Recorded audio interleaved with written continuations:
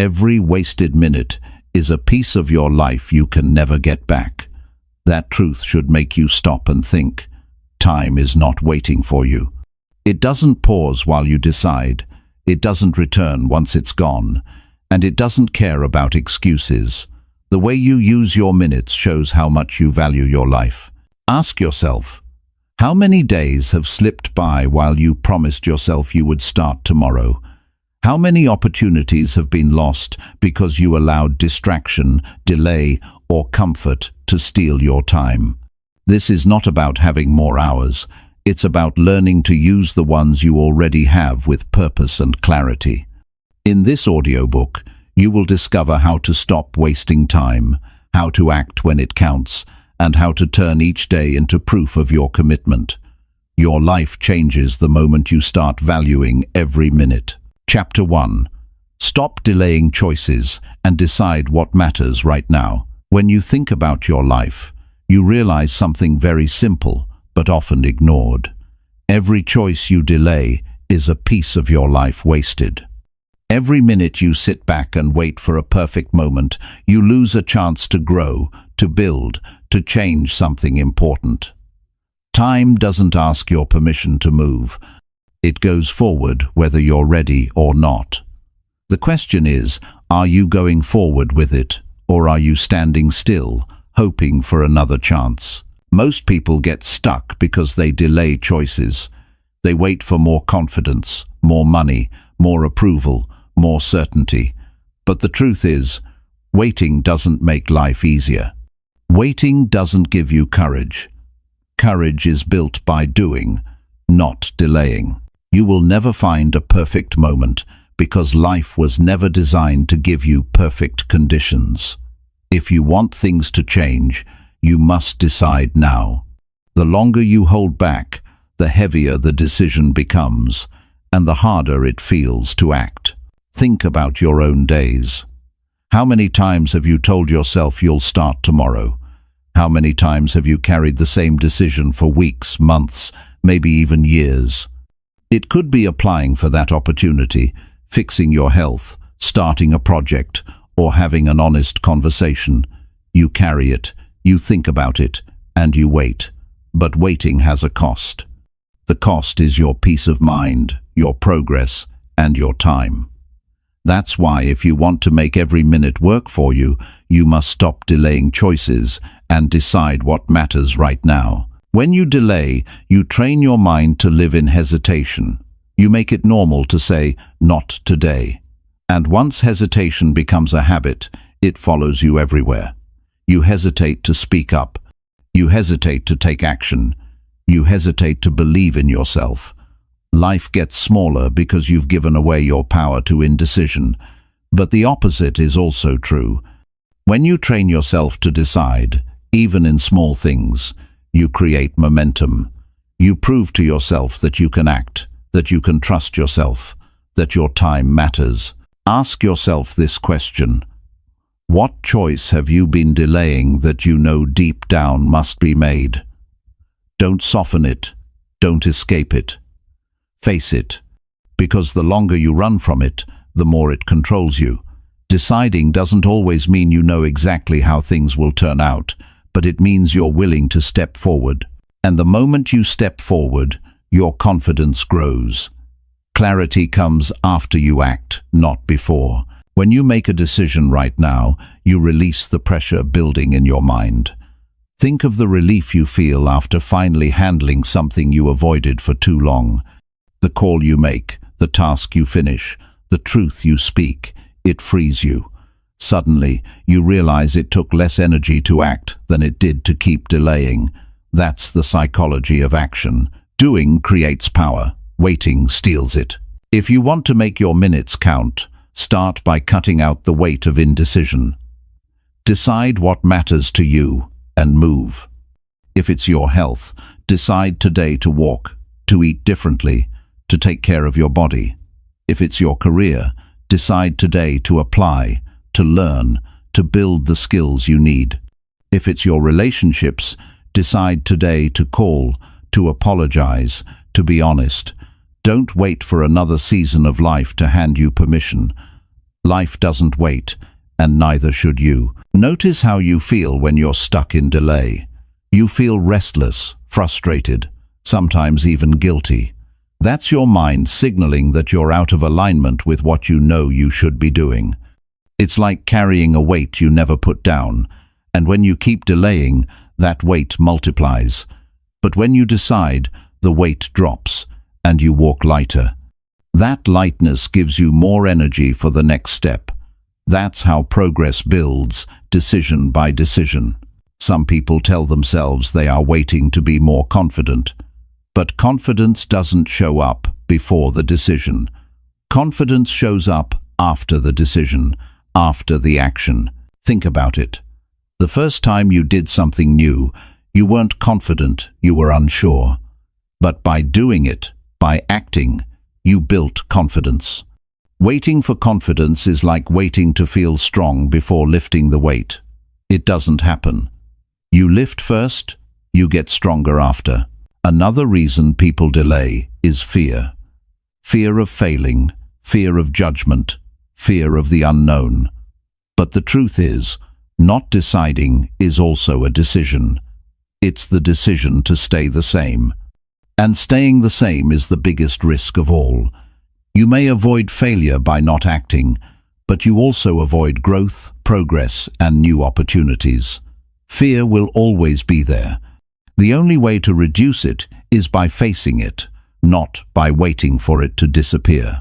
Think about how different your life could look 1 year from today if you decided on the things you've been putting off. Imagine the habits you could build, the skills you could learn, the results you could create. That future is not built in some far-off day. It starts with one choice made right now, and then another tomorrow, and another the next day. Decisions build days and days build lives. Practical steps help. Start with small, clear choices. When you wake up, instead of delaying, decide on your first action. Maybe it's exercising, maybe it's writing down your tasks, maybe it's calling someone you've been avoiding. Don't think too long. Pick it and do it. Train yourself to close the gap between thought and action. That gap is where procrastination lives. Shorten the gap and you take back your time. Every time you delay, remind yourself of the cost. Time doesn't return. The day you waste doesn't reset. So make it a habit to ask, is this delay helping me or hurting me? That simple awareness can shake you out of hesitation and push you into action. Over time, this practice rewires your mind to value decisions instead of delays. You also need to learn how to decide what truly matters. Not every choice deserves your energy. Some things are distractions disguised as opportunities. Some things are noise disguised as urgency. You must decide based on your values, not just your impulses. Ask yourself, will this matter a year from now? If yes, decide quickly and act. If not, let it go. Deciding what doesn't matter is as powerful as deciding what does. It frees your time for what truly counts. If you want to make every minute work for you, this is where you begin. Stop delaying choices. Choose what matters. Act on it. Feel the relief. Build the momentum. Watch your minutes transform into progress. Don't underestimate the power of small decisions stacked daily. They create a pattern of discipline that shapes your future. You don't need to wait for the right conditions to start. You don't need to know every step. You need only to decide and act on what's in front of you. That's how you grow. That's how you make time your ally instead of your enemy. Right now, you have two options. You can keep waiting, keep holding back, keep telling yourself, later. Or you can choose right here, to act, to value your minutes. To prove to yourself that your life matters enough to decide. The power is in your hands. Time won't slow down, so neither should you. When you leave here today, think about this. What one choice have you been carrying for too long? Decide on it. Act on it. Don't stretch it another day. Your life changes when you stop delaying. Your future begins when you decide what matters right now. That's how you make every minute work for you. By refusing to waste it in hesitation, by deciding and acting today, by choosing to live, not just to wait. That's where the difference is made. Chapter 2. Act fast on small tasks before they grow heavy. When a task shows up in front of you, the first few minutes matter more than you think. That is when your mind decides if this task is going to stay light or if it is going to grow heavier with every hour you push it away. The truth is, small tasks don't stay small for long.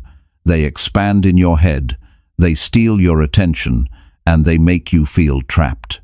Something that could have been finished in 5 minutes suddenly weighs on you all day. That weight slows you down, drains your energy, and makes bigger goals harder to chase. This is why the habit of acting fast on small tasks is one of the most powerful ways to make every minute work for you. When you deal with something the moment it appears, you save yourself from carrying it around in your mind. You free up space to think clearly, and you give yourself momentum to move forward. Acting fast is not about rushing. It is about refusing to let simple responsibilities turn into heavy burdens. Think about how many times you have told yourself, "I'll do it later." Later becomes tomorrow. Tomorrow becomes next week.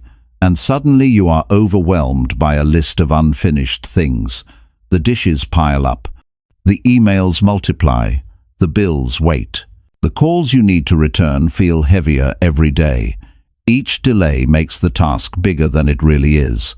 And while the task grows in your mind, your confidence shrinks. You start doubting your ability to keep up. Now imagine the opposite. Imagine you pay that bill right when you see it. You answer that message right when you read it. You put that item away right when you finish using it. The task disappears before it becomes stress. You feel lighter, clearer, and more in control. That is the psychology of small actions done quickly. They protect your energy. They prevent unnecessary stress. They give you the feeling of progress without delay. The danger of ignoring small tasks is that they don't just sit there quietly. They follow you. They come back into your mind when you are trying to focus on something important. You sit down to work on a project, but the thought of an unfinished errand interrupts you. You want to enjoy your evening, but the email you avoided pops into your head. Every small task left undone steals moments of peace. Acting fast is a way of taking that peace back. There is another reason why small tasks should be handled quickly. They build discipline in your daily routine. Every time you finish something right away, you are training your brain to be a finisher, not a procrastinator. You are teaching yourself that action is natural, not something to be resisted. Over time, this habit strengthens your willpower. When bigger challenges come, you already have the practice of acting instead of hesitating. People sometimes believe they need to wait for motivation before they act. That is a mistake. Motivation comes after action, not before. When you knock out a small task, you feel good about it. That good feeling sparks energy for the next step. The more you act, the more motivated you feel. Waiting for motivation keeps you stuck. Acting creates motivation. Another mistake people make is thinking small tasks don't matter. They think only big goals deserve attention, but small tasks build the foundation of your life. They are the minutes between the big moments. If you ignore them, they pile up and block your path. If you take care of them quickly, they keep your path clear, so you can focus on what matters most. The small things make the big things possible. Here is how you can apply this. The moment you see a task that takes less than 5 minutes, do it right away. Don't put it on a list. Don't tell yourself you'll handle it later. Act now. Over time, you'll notice how light your mind feels. You'll see how much more energy you have for the bigger work. You'll stop carrying the weight of unfinished business and start moving freely. Acting fast also builds trust with yourself. Every time you keep a promise to act immediately, you strengthen your self-respect. You stop being the person who delays. You become the person who handles things. That shift in identity changes how you see yourself. You stop making excuses because excuses don't match who you are anymore. You start holding yourself to a higher standard because you know you can live up to it. There's a deeper psychological effect as well. Small, unfinished tasks create mental clutter. They fill your brain with open loops.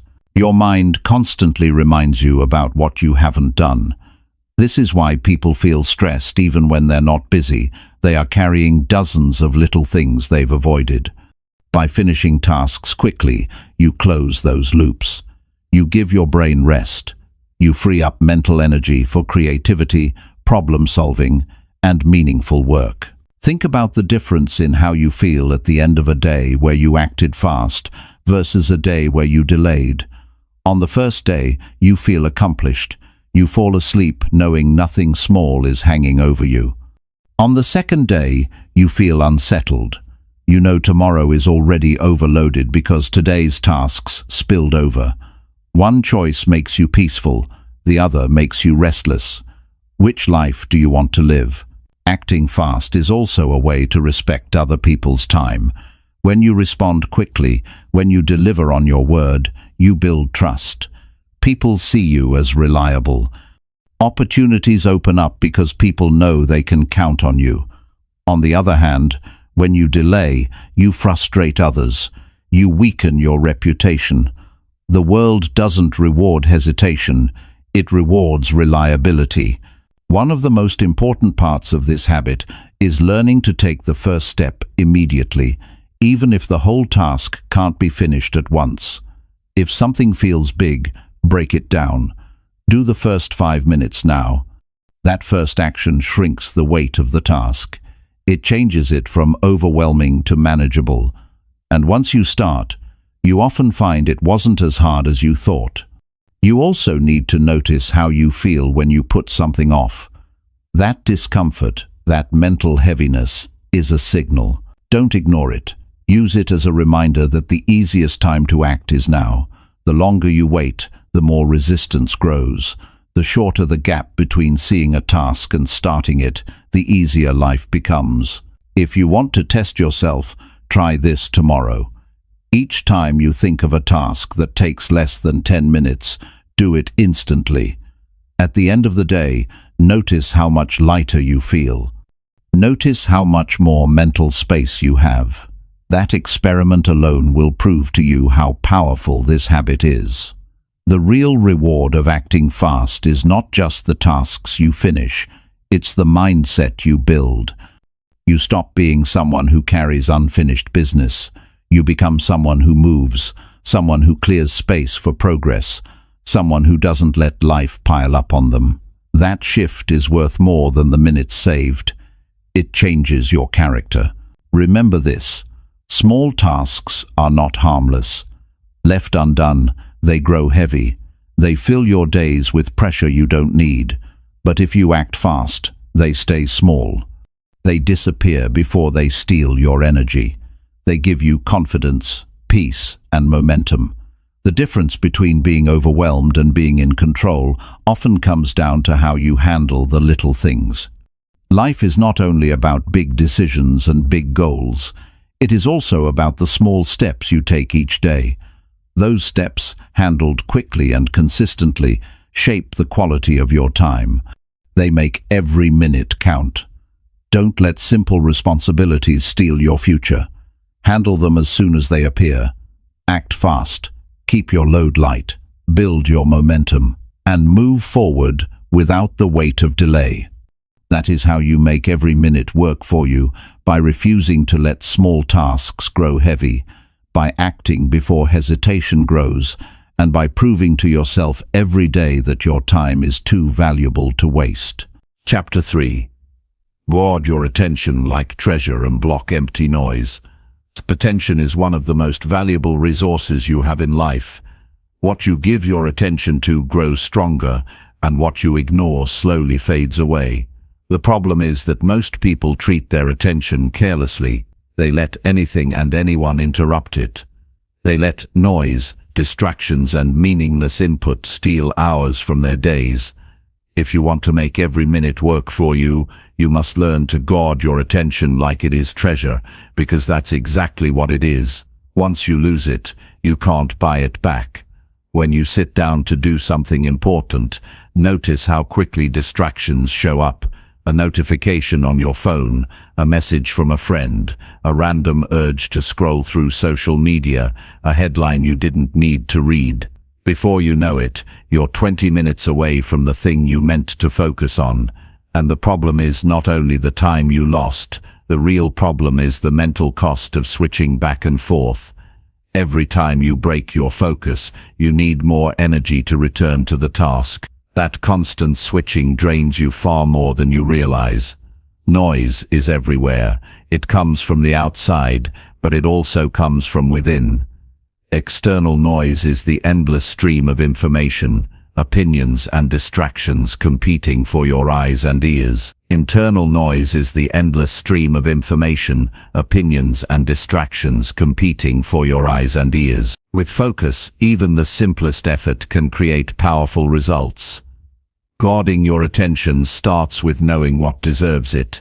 Not everything is worthy of your focus. Some things may feel urgent, but they don't move your life forward. You must become selective. Ask yourself before engaging with something, does this matter to my growth, my goals, or my well-being? If the answer is no, block it. Every yes to distraction is a no to progress. Every time you let noise take over, you trade precious minutes for nothing in return. One of the most damaging habits today is constant exposure to meaningless information. People scroll endlessly, consume content they forget 5 minutes later, and fill their minds with noise that doesn't add value. The brain adapts to what you feed it. If you train it on distraction, you weaken its ability to go deep on meaningful work. If you train it on discipline, you build the strength to stay focused for long periods. The choice is yours. What you allow shapes who you become. It's not enough to tell yourself you'll focus, you need systems. Create boundaries for your attention. Turn off notifications that don't matter. Set specific times to check messages instead of reacting to every beep. Create a workspace where you don't invite distractions. Protect your mornings or evenings for your most important work. These practices are like locks on the doors of your attention. Without them, anyone or anything can walk in and take what they want. Guarding your attention also means protecting it from people who drain it. There will always be voices that pull you into negativity, gossip, or complaint. If you let those voices dominate, they eat away at your energy. Learn to limit your time around people who bring only noise. Spend more time around those who encourage focus, growth, and action. Who you allow in your space determines what fills your mind. Choose carefully. Noise also hides in habits you no longer notice. Leaving the television on for background sound, checking your phone every few minutes without purpose, starting the day by scrolling instead of planning. These small habits create leaks in your attention. They make you weaker over time. Replacing them with intentional habits makes you stronger. Begin the day by deciding your top priorities. Take short breaks to breathe or walk instead of drowning in screens. Close your day with reflection instead of noise. These simple changes repair your attention and give you back control. You will notice that when your attention is scattered, you feel restless and unsatisfied. You might spend hours busy, but finish with little to show. On the other hand, when your attention is guarded, you feel accomplished even after fewer hours of work. It's not the number of hours that matter most, it's the quality of attention within those hours. A focused hour can do more for your life than a distracted day. Guarding your attention also protects your emotions. Noise often carries negativity, fear, anger, envy, comparison. The more you consume it, the more you carry it. Protecting your attention means protecting your inner state. Instead of letting random content set your emotions, you set them yourself. You decide what enters your mind and what stays outside. That discipline creates stability. You don't get pulled in every direction. You stay steady, calm, and clear. Think about how many dreams have been delayed, not because people lacked talent or resources, but because they let distractions eat away at their time. They never finished the book, never started the business, never learned the skill, because their attention was stolen 1,000 times a day. If you want your life to be different, you must fight for your focus. Treat it as seriously as money, health, or relationships, because without it, those other areas suffer too.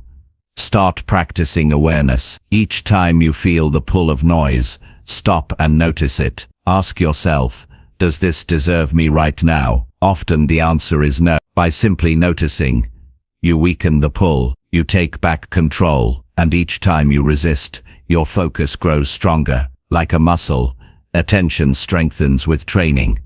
Some people will argue they need distractions to relax. The truth is, distraction doesn't relax you. It numbs you. Real rest comes from silence, nature, movement, or meaningful connection, not endless noise. Learn to give your mind quiet time. In that quiet, you'll find clarity and ideas you could never hear over the noise. You don't need to eliminate all noise at once.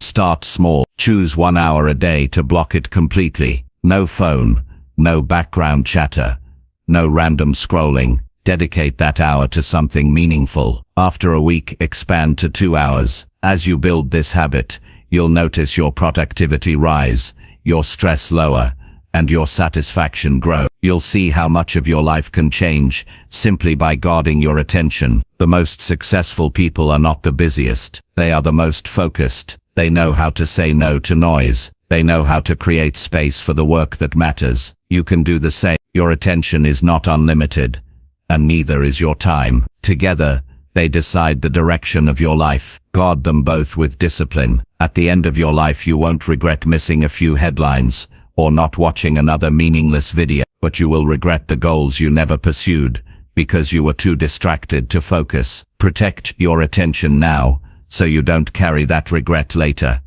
Making every minute work for you means choosing carefully where you place your focus. Block out the empty noise. Value your concentration as much as your time. Decide each day what deserves your attention and what doesn't. When you master this, your minutes will no longer slip away into distractions. They will build something lasting, something meaningful, something you are proud of. Guard your attention like treasure, because it is the foundation of every result you want. If you lose it, everything else weakens. If you protect it, everything else grows. That choice belongs to you each day, and the sooner you make it, the sooner your minutes begin to truly matter. Chapter 4. Push yourself to finish today, not tomorrow. One of the hardest habits to break is the habit of carrying today's work into tomorrow. It feels harmless at first. You tell yourself you'll finish it later, maybe in the morning, maybe after you've rested. But when tomorrow arrives, the weight is still there, heavier than before, because now you're not only facing a new day's demands, but also the leftovers from yesterday. This cycle of postponement quietly destroys momentum. It builds stress. It reduces your belief in your own discipline. If you want to make every minute work for you, you must push yourself to finish today, not tomorrow. There is a sense of relief that only comes from closing the day with your tasks complete. You fall asleep, knowing you gave the day everything it deserved. Your mind is calm. You rest deeper because there's nothing chasing you into the next day. Compare that to the feeling of leaving work undone. It follows you into your evenings. It interrupts your rest. And when you wake up, you're already behind. That is the hidden cost of procrastination. It steals not just hours, but peace. Finishing today means training yourself to fight the urge of "I'll get to it later." That urge is comfortable, but comfort is the enemy of progress. Growth is built on decisions that stretch you beyond what you feel like doing. You may feel tired, bored, or uninspired, but if you choose to finish anyway, you prove to yourself that discipline is stronger than mood. Tomorrow is uncertain, but today is here. That is why action today is the most reliable form of progress. Look closely at the way unfinished work multiplies. You put off one phone call, then tomorrow there are two. You delay writing one page, then tomorrow you need to write two. You avoid one workout, then tomorrow the resistance doubles. This is how delay grows into overwhelm. But when you finish today, you prevent the pile from forming. You stop the chain before it becomes unmanageable. This principle applies in every area: career, health, relationships, and personal goals. The psychology of delay is simple. The mind seeks escape from discomfort. But the more you escape, the weaker you become. Every time you finish today, you reverse that pattern. You build resilience. You train yourself to face discomfort directly and come out stronger. Over time, you begin to see challenges not as threats, but as opportunities to strengthen your discipline. And that shift changes everything. Some people believe they work better under pressure, so they put things off until the last minute. In reality, they're trading quality for urgency. The work becomes rushed, the stress multiplies, and the satisfaction disappears. Finishing today means respecting the task enough to give it your best, not your last-second effort. Pressure should come from within, not from deadlines chasing you. That is how excellence is built. The habit of finishing today requires clarity. You cannot finish what you haven't defined. Begin your day by deciding what must be completed before you rest. Not what you'd like to do, not what would be nice to check off, but what is non-negotiable. Write it down, keep it visible. As the day goes on, remind yourself that rest will only feel complete when this is done. That clarity turns vague intentions into specific commitments. There is also discipline in learning how to close small loops before they grow. If a task can be finished in a few minutes, handle it immediately. If it requires more time, schedule it firmly into today. Refuse to let it drift into tomorrow's list. Your mind will resist at first, but the relief you feel once it's complete will outweigh the discomfort of doing it. Over time, you begin to crave that feeling of completion more than the temporary relief of postponing.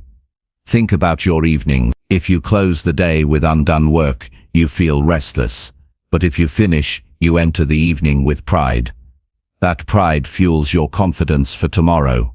Success is not built on grand gestures once in a while. It is built on daily completion. The habit of finishing strengthens your identity as someone who follows through. That identity becomes the foundation for everything bigger you want to achieve. Another hidden benefit of finishing today is the freedom it gives you tomorrow. Instead of waking up already behind, you start fresh. Your energy is not divided. You are not cleaning up yesterday's mess. You are moving forward, not catching up. That freedom compounds over time. Weeks and months of finishing today create years of consistent growth. Years of postponing create decades of regret. Some will argue they don't have enough time to finish everything today. But the truth is, it's not about time, it's about decisions. You finish what you decide is essential. If you allow distractions, wasted hours, and meaningless activity to steal your time, of course you won't finish. But if you cut out the unnecessary and focus on what truly matters, you'll realize you always had the time. The problem was never the clock. The problem was attention. Finishing today also requires honesty. Be honest about what you avoid. Avoidance doesn't remove the task, it delays the discomfort. Each time you avoid, you add another layer of stress. Face the reality. The only way out of a task is through it. No amount of delay makes it disappear. What you finish today stops owning you. What you delay controls you. Practical steps help build this discipline.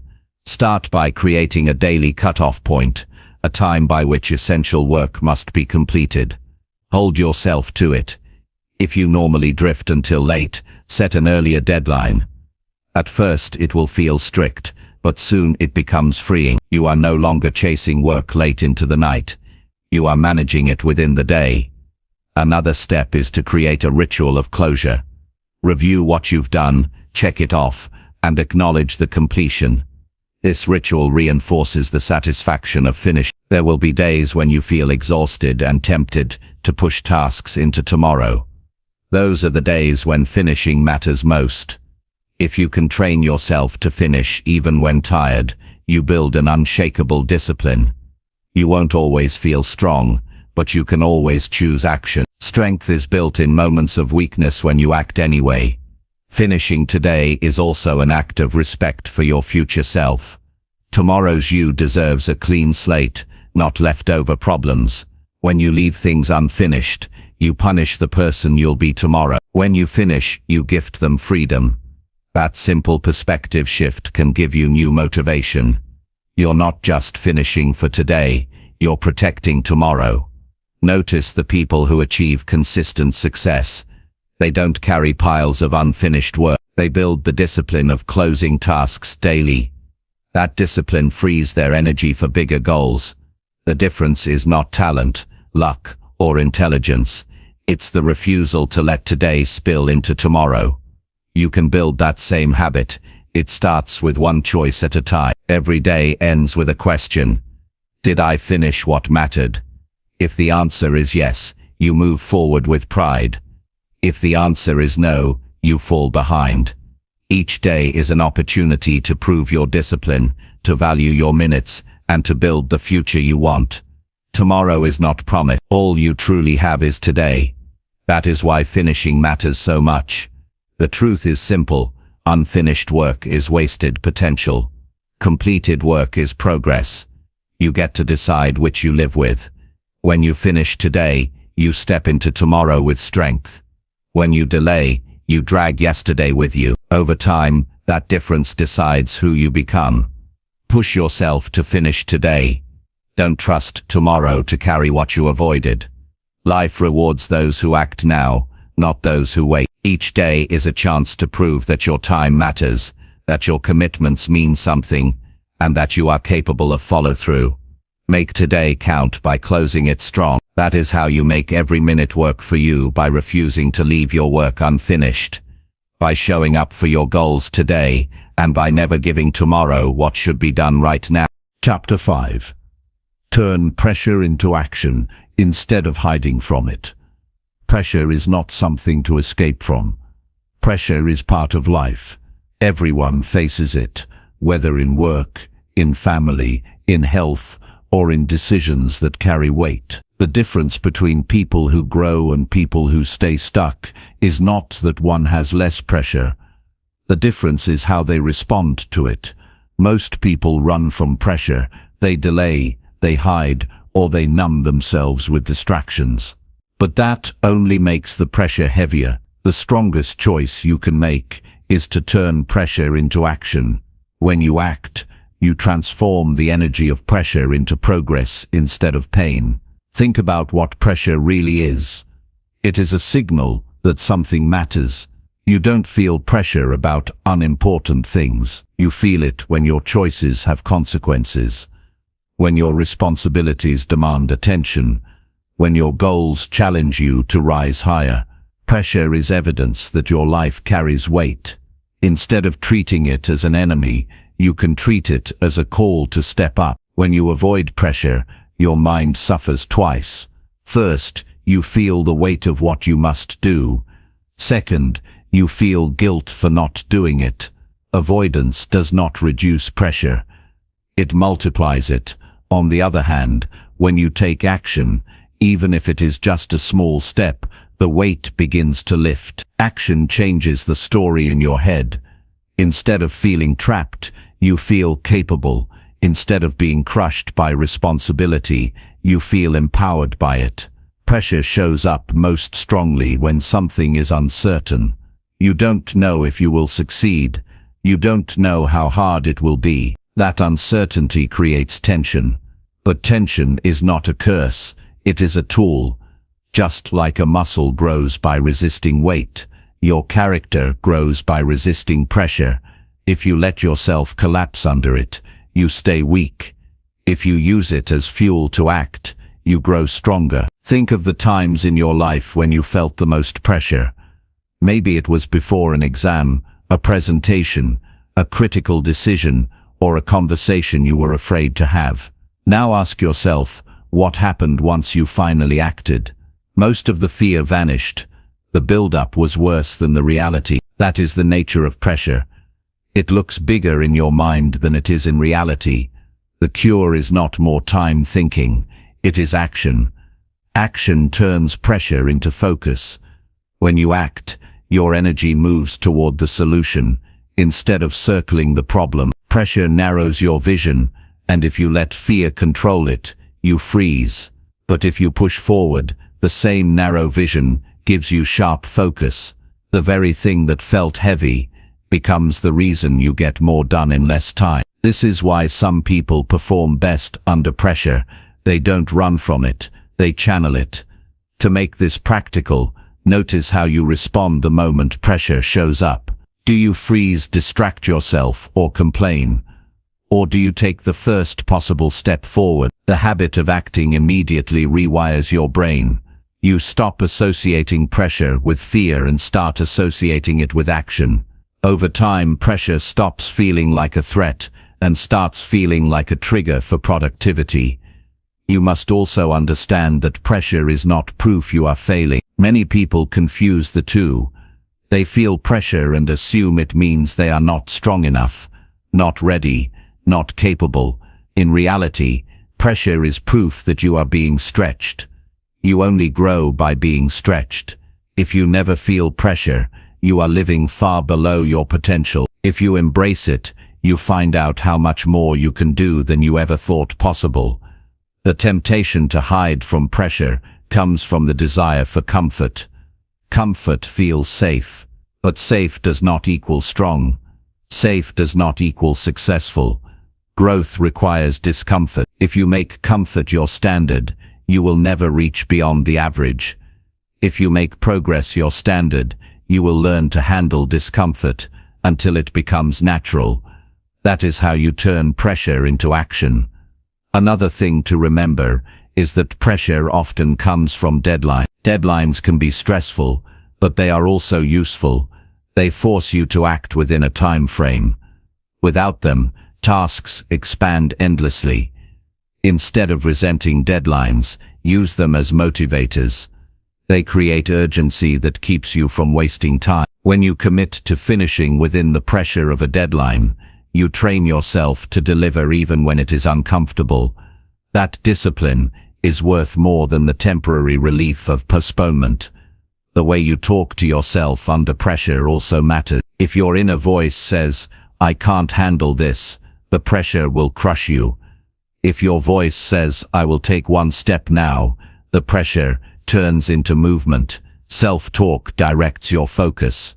Positive self-talk, under pressure, is not pretending everything is easy. It is reminding yourself that action is always possible, and one step forward is always within your control.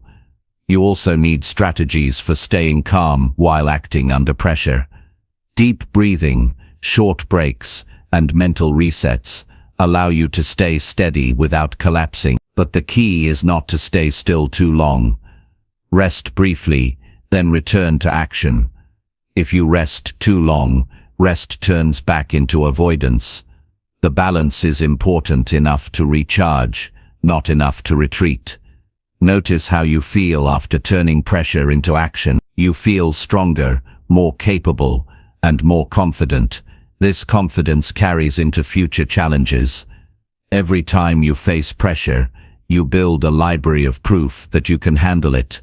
That proof becomes your strength. Instead of fearing the next challenge, you remember the last one you overcame. That memory gives you courage. In relationships, pressure shows up in difficult conversations. Many people avoid them, hoping problems disappear. But problems grow in silence.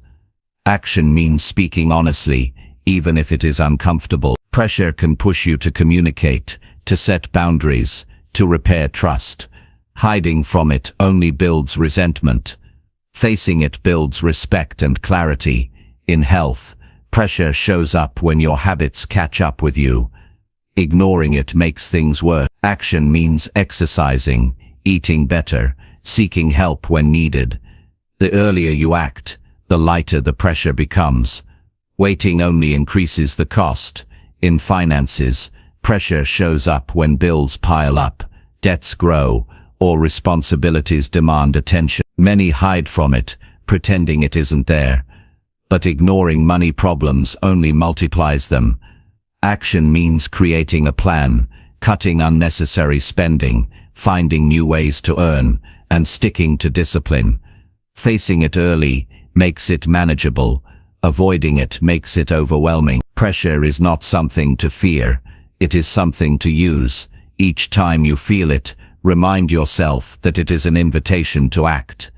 The action may be small, but it shifts the weight. Once you move, you regain control. Waiting only makes the mountain taller.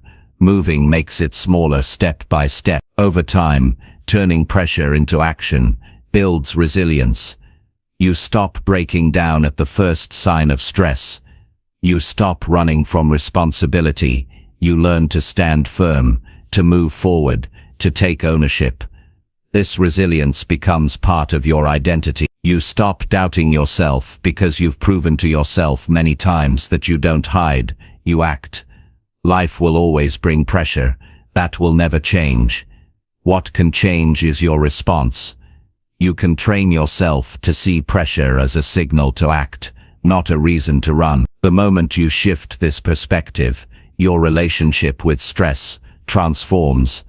You no longer see it as something crushing you. You see it as something sharpening you.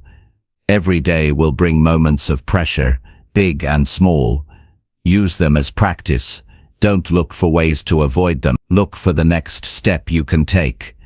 The habit of action turns pressure into progress.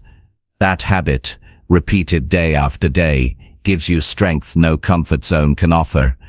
When you reach the end of your days, it won't be the pressure you remember. It will be the actions you took despite it. Those actions will define the life you lived, the goals you reached, and the example you set. So never waste your energy hiding from what life demands. Face it, act on it, turn every ounce of pressure into forward motion. That is how you build strength. That is how you build character. And that is how you make every minute of your life count. Chapter 6. Catch yourself wasting time and switch back to focus. One of the greatest skills you can build in life is the ability to notice when you are wasting time and to bring yourself back to focus immediately.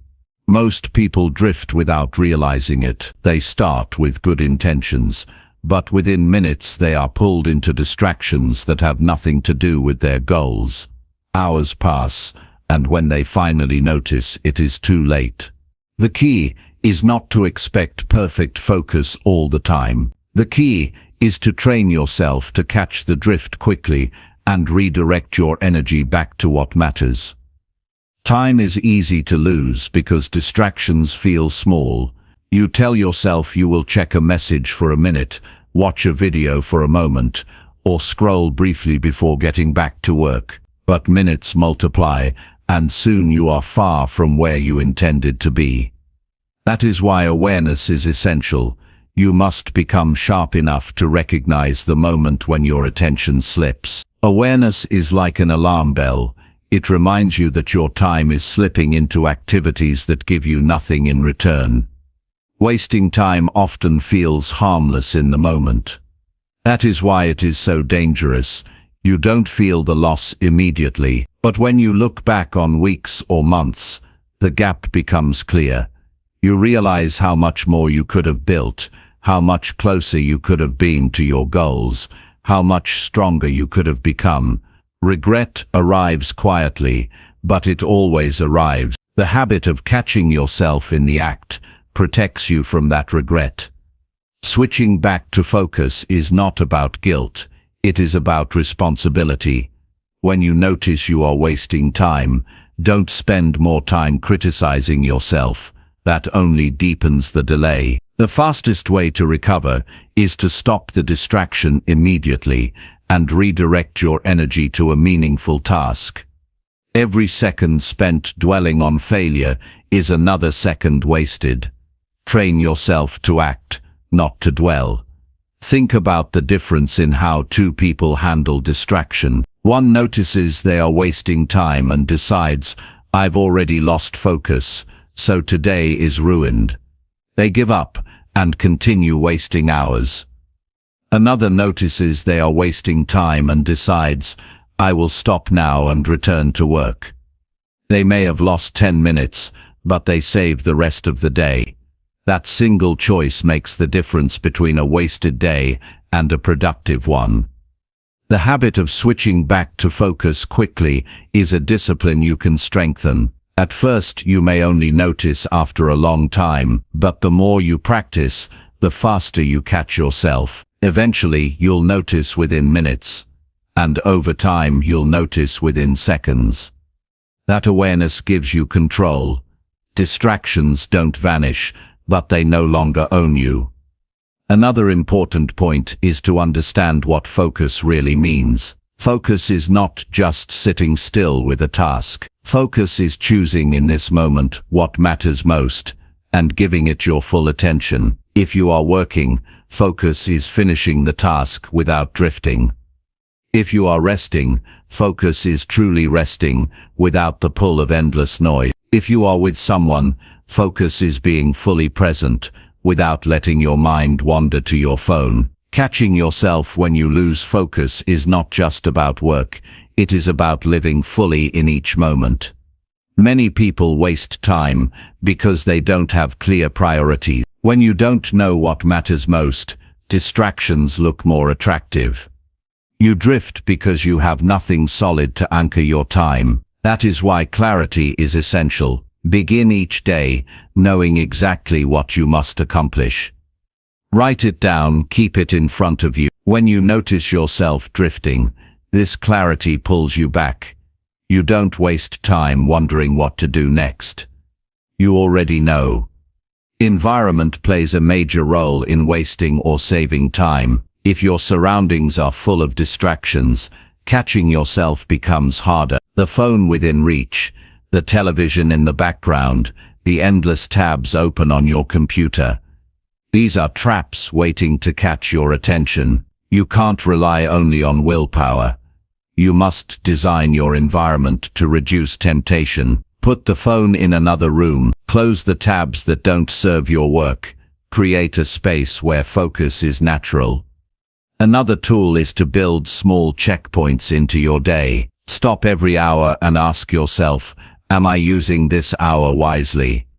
If not, adjust immediately. These checkpoints act like course correction. They prevent you from drifting too far.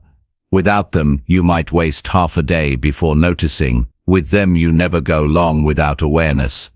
Notice how your body feels when you waste time. You may feel restless, unsatisfied, or even guilty. These feelings are signals. Don't ignore them. Use them as reminders to return to focus. The more you pay attention to your emotional state, the faster you'll catch the drift. Over time, you will develop a sensitivity to wasted time. What once felt normal will start to feel uncomfortable. That discomfort is a gift. It pushes you back to productivity.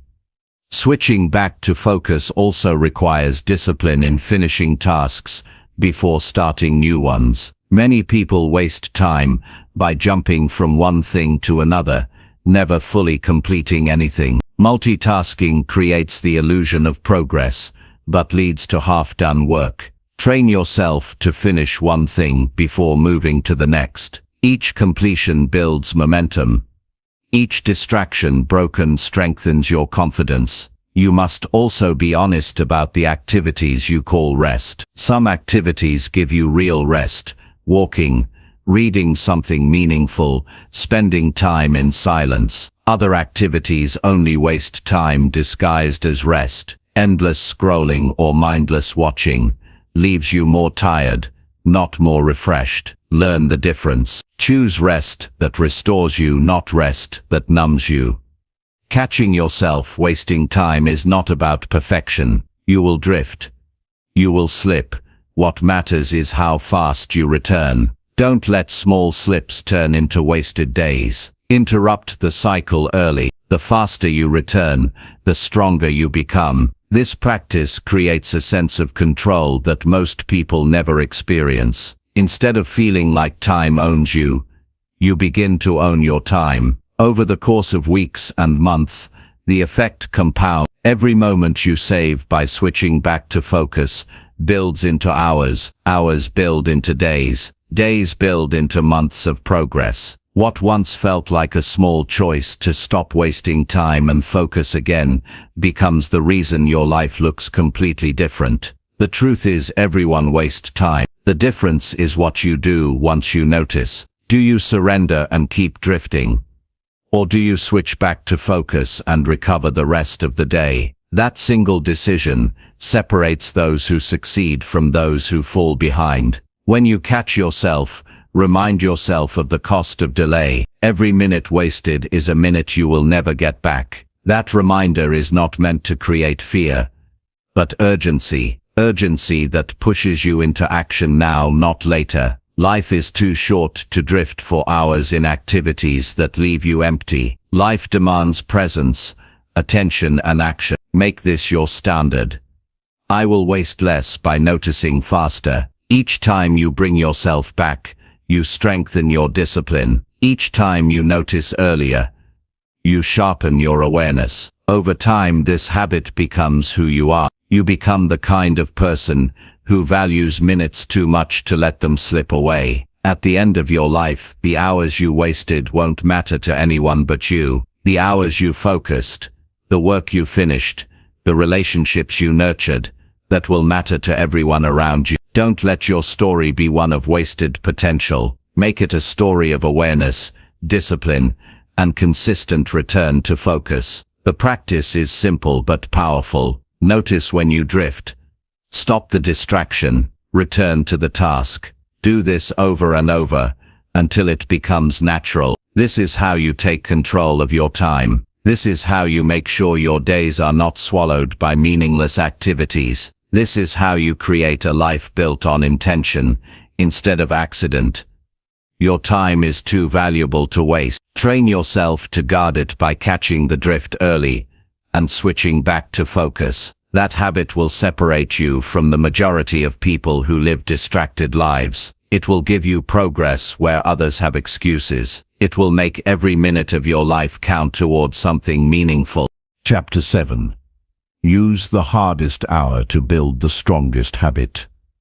Every day gives you hours that feel easy and hours that feel difficult. The easy hours don't demand much from you. You can go through them almost without thinking, but there is always an hour that feels heavier than the rest. It could be the early morning when you don't want to rise. It could be late in the evening when you feel drained. It could be the middle of the day when distractions are strongest. That hardest hour is where your discipline is tested most. If you use that hour wisely, you build a level of strength that no comfortable moment can give you. This is where the strongest habits are created, not in the hours when you feel ready, but in the hours when you don't. The reason this works is because discipline is like a muscle. It doesn't grow in ease, it grows in resistance. The hardest hour is resistance in its purest form. It pushes against you, telling you to rest, to quit, to wait. Most people surrender. They tell themselves they'll try again later. But later never has the same effect. Later is softer. Later doesn't shape you the same way. The moment when you least want to act is the very moment that builds the deepest change when you push through. Think about it. Anyone can act when they feel good. Anyone can keep going when energy is high. That doesn't separate you from the crowd. What separates you is the choice to act in the moment when it feels hardest. That's the choice that rewires your mind, that proves to yourself that your excuses have no power. When you win the hardest hour, the easier hours become automatic. Habits are not built in the mind alone. They are built in repeated action, and repeated action during the hardest hour carries a special weight. It's like striking the strongest blow at the toughest wall. Each time you show up during that difficult period, you carve a deeper groove in your character. You send yourself a message: I am the kind of person who shows up even when it's hard. That identity becomes unshakable. Consider the hour of waking up. For many people, getting out of bed early is the hardest thing they face each day. The body wants more sleep. The mind argues for comfort. But if you claim that hour, if you rise and begin with purpose, you've already won the day. You've built a habit of taking control before excuses have a chance to grow. That single habit ripples into every area of life. You are sharper at work, calmer in decisions, more consistent in your goal. For others, the hardest hour comes after work, when they are tired and tempted to collapse into distraction. That hour holds a choice. You can waste it, or you can use it to invest in yourself. Study, exercise, build a project, improve your skills. That one difficult hour used with intention can build habits that completely change your future. The strongest habit is not simply the one repeated most often, it is the one repeated at the toughest time. Why? Because it builds proof that you are stronger than your resistance. It creates a foundation that no excuse can break. Once you've proven you can act in the hardest hour, acting in every other hour becomes natural. You must learn to prepare for this. The hardest hour doesn't arrive by surprise, it shows up regularly. Know when it happens for you, identify it, then decide in advance what you will do with it. Write it down. When that hour arrives, don't negotiate with yourself. Act. Do the thing you promised yourself. Even if it's only for a short time, the act of showing up changes everything. There is also a mental shift you must make. Stop seeing the hardest hour as an enemy. See it as a gift. That hour is the place where growth lives. That hour is where you separate yourself from the old version of you who gave in too easily. That hour is where the stronger version of you is born. Instead of dreading it, welcome it. Say to yourself, this is where I get stronger. That mindset changes the meaning of struggle. Many people waste years waiting for easier conditions. They wait until they feel ready, until life gets calmer, until motivation rises. But the truth is, easier conditions never come. Life is full of difficult hours. If you keep waiting for ease, you never build the habits that carry you forward. The secret is to act in difficulty, not to wait for relief. Habits built in the hardest hour also last longer. Why? Because they are grounded in discipline, not emotion. Emotion fades, motivation disappears, but discipline, once built, remains. When you've trained yourself to act at the toughest moment, you no longer depend on how you feel. You depend on your decision. That stability is what makes a habit stick. Practical application matters here. Choose one habit that would change your life if repeated daily. Place it in your hardest hour. If your hardest hour is the morning, start with exercise, journaling, or study right after you wake. If your hardest hour is evening, dedicate it to building your skills, planning your goals, or improving your health. Protect that hour. Nothing else enters it. Over time, that hour becomes sacred, a place where growth is guaranteed. The more you use that hour, the more it transforms you. At first, it feels like a battle, but eventually, it feels like victory. You begin to look forward to it because you know that hour belongs to you, and you know what it creates. That transformation of perspective is powerful. What was once your weakest hour becomes your strongest. There will always be resistance. Some days the excuses will feel louder than ever.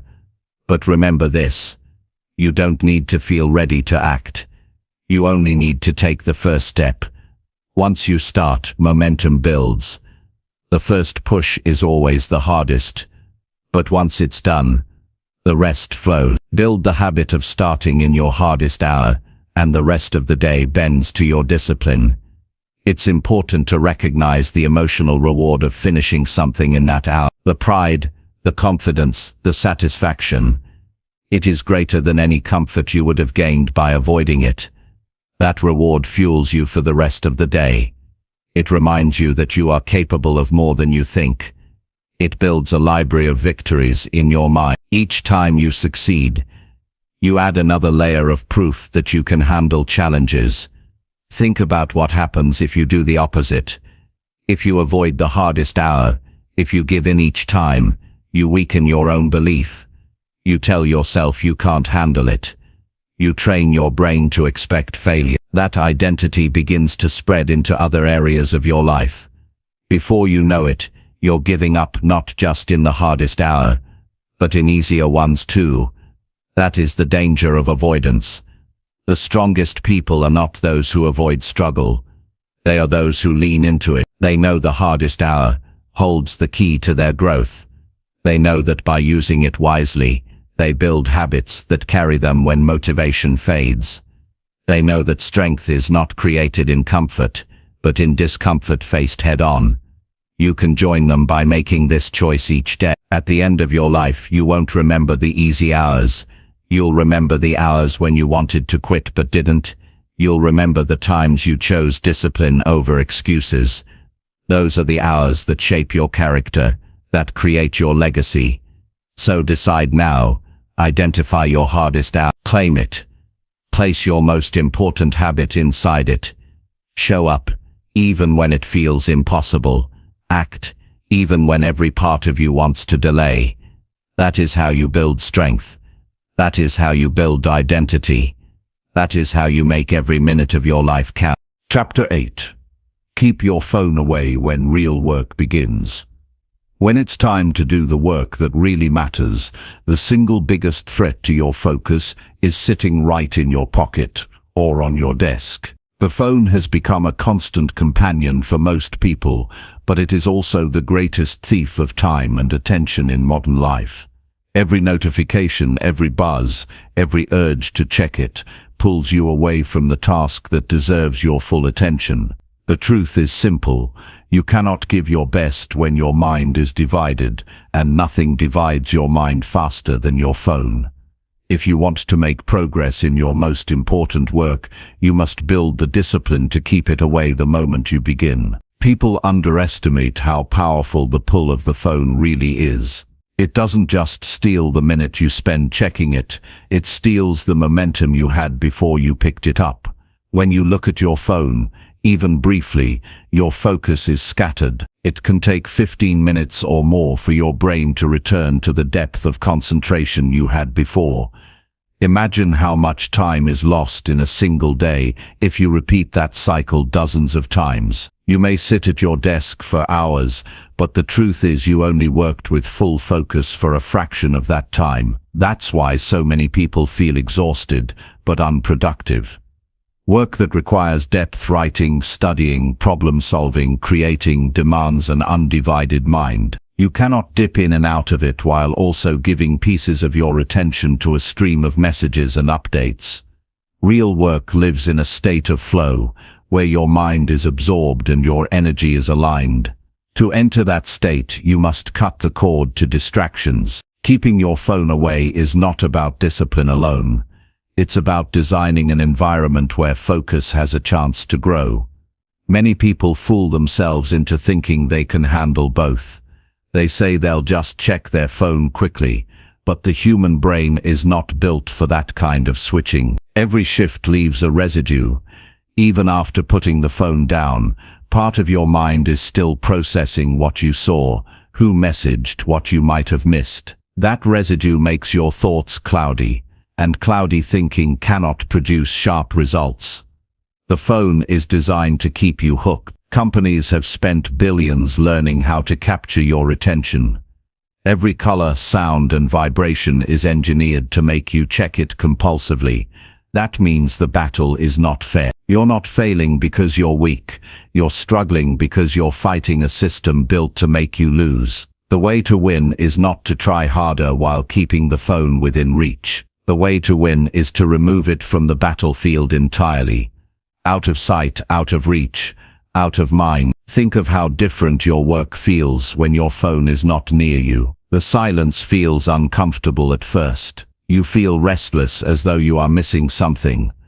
But if you sit with that discomfort, something powerful happens. Your mind begins to settle.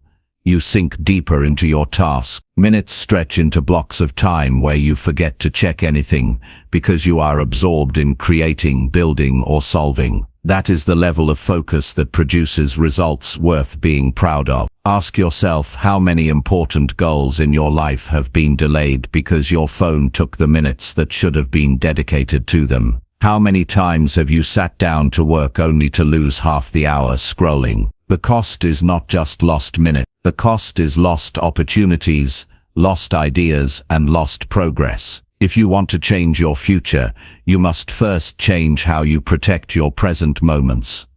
Keeping your phone away when real work begins is a habit that takes practice. At first it feels strange. You reach for it without thinking. Your hand moves before your mind notices. This is proof of how deep the habit has become. But every time you resist, every time you choose focus instead, you weaken the old pattern and strengthen a new one. Over weeks and months, your reflex changes. The urge grows weaker, and the peace of working without interruption grows stronger.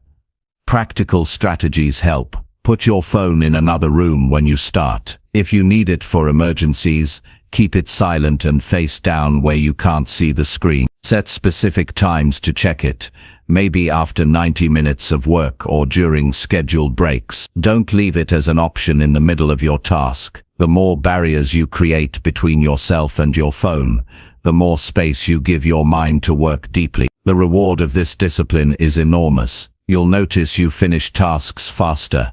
You'll notice you remember more, understand more, and create better results. The stress of half work, half distraction begins to fade. Instead of feeling scattered at the end of the day, you feel accomplished. You know you gave your best effort to what truly mattered. That feeling builds self-respect, and self-respect builds confidence. Some people resist this advice because they fear missing out. They believe they must always be available. But ask yourself honestly, how many of those interruptions truly mattered? Most of the time they don't. Most of the time the world does not end.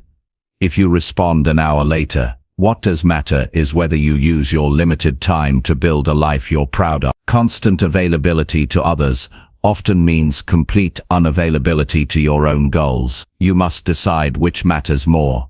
There is also a psychological freedom that comes when you detach from your phone. You realize how often it dictated your actions without you choosing. Each buzz pulled you like a puppet on a string. By keeping it away, you cut the strings. You regain the power to decide where your attention goes. That freedom is priceless, and once you experience it, you never want to give it up. Imagine what you could build in a year if you consistently worked with undivided focus. A book written, a business launched, a body transformed, a skill mastered. All of it is possible when you give your best hours to deep work instead of shallow distraction. The difference is not in talent or intelligence.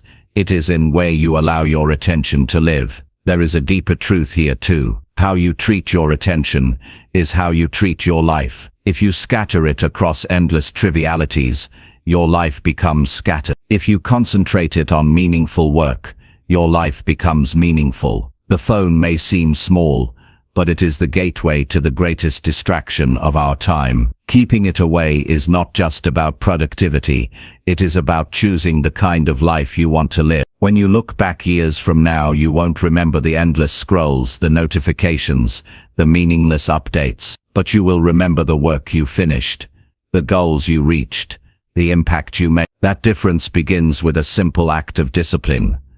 Put the phone away when real work begins. Protect the sacred space where your focus builds your future. Every time you choose focus over distraction, you are shaping your identity. You are proving to yourself that you value your time, that you value your potential, that you are willing to do what others won't. Over time, this identity compounds into results that set you apart. Others will wonder how you achieved so much. The answer will be simple.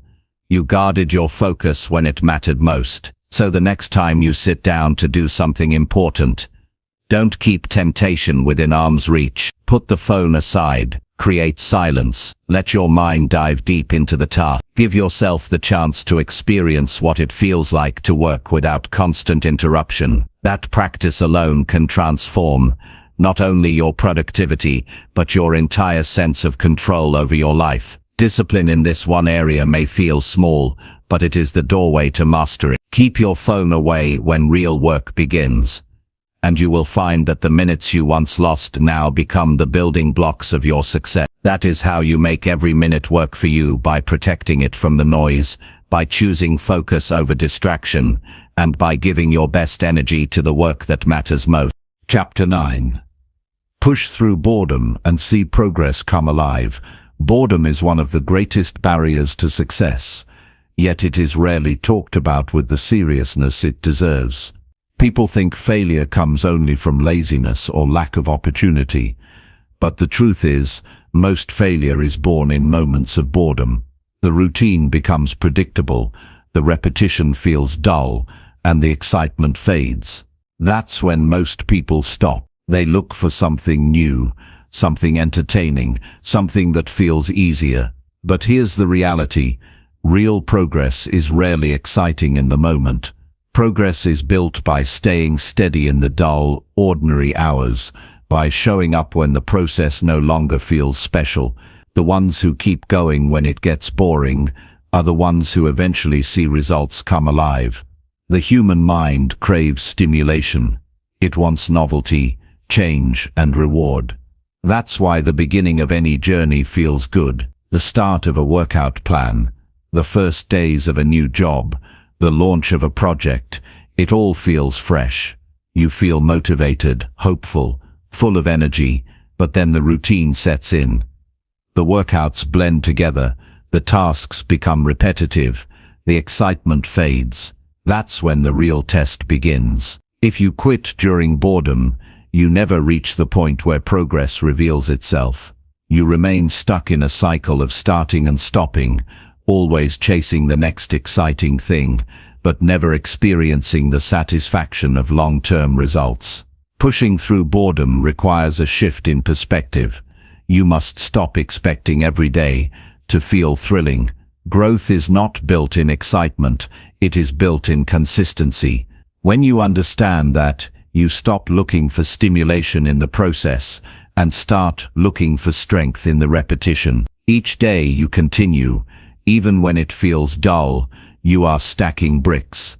You may not see the wall rising right away, but the wall is rising, and one day you'll look back and see what boredom almost stole from you. Boredom is not a sign that you are failing. It is a sign that you are doing the necessary work. The mind tells you that excitement equals value, but that's not true. Many of the most important things in life, saving money, eating well, practicing skills, reading, exercising, are not exciting day to day. They feel routine, but their long-term rewards are life-changing. If you walk away because of boredom, you are walking away from transformation. Consider someone who starts learning a skill, like playing an instrument or studying a language. In the beginning, each new lesson feels like progress, but after weeks or months, the learning slows. Improvement feels less obvious. The practice sessions feel repetitive. This is where most people quit, but the ones who push through boredom cross into a new level of mastery. They unlock abilities they never would have reached if they stopped. The difference is not talent. It is endurance through boredom. The same principle applies to fitness. The first weeks of training often bring visible results, but then the body adjusts, and progress slows. Workouts feel repetitive. People lose interest. That's why gyms are full in January and half empty by March. But those who stay through the dull months are the ones who transform their bodies by summer. Progress rewards the patient, not the easily distracted. To master boredom, you must learn to respect routine. Routine is not the enemy. It is the structure that allows growth to happen. Every great achievement is built on routines that felt boring to the person doing them. Athletes practice the same moves thousands of times. Writers return to the page every day whether they feel inspired or not. Entrepreneurs work long hours on unglamorous details before success becomes visible. If they stopped because it felt dull, the world would never see their results. One practical way to push through boredom is to break your focus from results and place it on process. Instead of asking, "Am I seeing progress yet?" ask, "Did I do the work today?" When you measure progress by daily action instead of immediate results, boredom loses its power. The results will come, but only if the actions remain. By rewarding yourself for showing up, you make consistency the goal. Consistency, not excitement, is what creates breakthroughs. You must also recognize boredom as a form of resistance. It is your mind testing you. It asks, "Are you serious or are you only here for fun?" If you give in, the mind learns it can stop you anytime by making things feel dull. But if you push through, the mind learns that boredom no longer works on you. That victory makes you stronger, not only for the current task, but for every challenge that follows. Switching your perspective on boredom also helps. Instead of seeing it as wasted time, see it as proof that you are on the right path. Boredom is the toll you pay to cross the bridge to mastery. It is not a signal to stop, it is a sign to keep going. Every time you endure boredom, you move closer to the day when progress becomes visible again. That day always comes, but only for those who keep going. Another strategy is to simplify your expectations. Too many people demand excitement from every effort. They think they need to feel inspired to act. That is not true. You don't need inspiration to keep going. You need discipline. Discipline is what carries you through the plain days, the repetitive hours, the stretches where nothing feels new. Discipline is stronger than boredom. When you rely on discipline instead of feelings, you gain control. It's also important to track your progress. Boredom blinds you to how far you've come. By writing things down, measuring your effort, or keeping a record, you create proof that progress is happening even if you can't feel it daily. The numbers don't lie. The pages written, the hours practiced, the steps taken, they all add up. That record becomes your reminder that boredom does not mean failure. It means you are building something real. Boredom also trains patience. In a world where people want instant gratification, patience is rare. But patience is a superpower. When you learn to stay with something long enough, you gain access to results that impatient people will never see. Pushing through boredom is how you practice patience. It teaches you to keep your eyes on the long game instead of chasing short bursts of excitement. You will also discover that boredom often gives way to breakthroughs. Many great ideas, insights, and moments of clarity come during repetitive work. Your mind, no longer distracted, begins to connect ideas in the background. This is why some people say their best thoughts come while walking, exercising, or doing routine tasks. By enduring boredom, you create space for deeper creativity to emerge. Don't confuse boredom with lack of purpose. Sometimes boredom makes you question why you started. But remind yourself, the goal did not change just because the excitement faded. Your reasons for beginning are still valid. Return to them, write them down, place them where you can see them. When boredom tempts you to stop, your reasons remind you why you must continue. There is a moment in every pursuit when boredom is strongest, usually right before progress becomes visible again. That's why so many people give up just before they were about to break through. They stop one step away from the reward. Don't let boredom trick you into stopping early.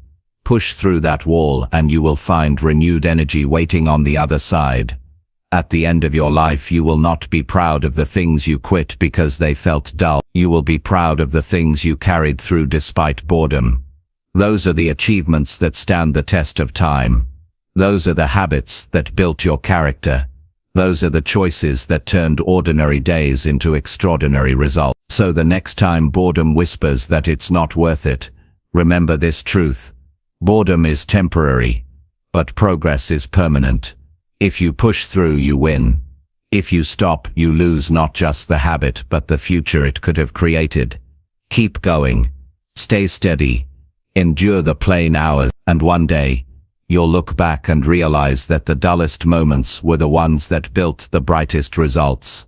That is how progress comes alive, not by chasing excitement, but by pushing through boredom until your consistency turns into achievement.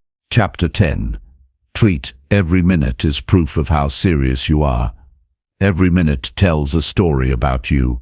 It reveals how much you value your time, how much you respect your goals, and how serious you are about the life you claim you want. You can say with words that you want success, discipline, or change, but your minutes tell the truth. If your minutes are spent drifting, if they are scattered across distractions and wasted in careless choices, then no amount of words can cover the fact that you are not committed. But if your minutes are spent with intention, if they are directed toward growth, learning, building, and strengthening, then your seriousness is undeniable. Time never lies. It shows exactly who you are becoming. When you begin to treat every minute as proof of your seriousness, life shifts. You stop waiting for tomorrow to improve your habits. You stop pretending you have endless hours to waste. You recognize that each minute holds weight, and that what you do with it compounds into the kind of life you build. 1 minute of laziness may feel harmless, but multiplied across days and years, it turns into wasted potential. 1 minute of effort may feel small, but stacked across time, it turns into mastery. The seriousness of your life is revealed in what you do with the minutes right in front of you. The discipline of valuing every minute forces you to look honestly at your choices. What do you reach for when you are tired? How do you spend the time between tasks? Do you default to entertainment and distraction, or do you use that time to move forward? When you begin to measure yourself by minutes instead of vague intentions, excuses fall apart. The clock makes things simple. You either used this minute well, or you didn't, and there is nowhere to hide from that truth. Many people sabotage themselves by treating time as if it were infinite. They live as though they will always have tomorrow to improve. That false sense of abundance makes them careless. But the reality is harsh.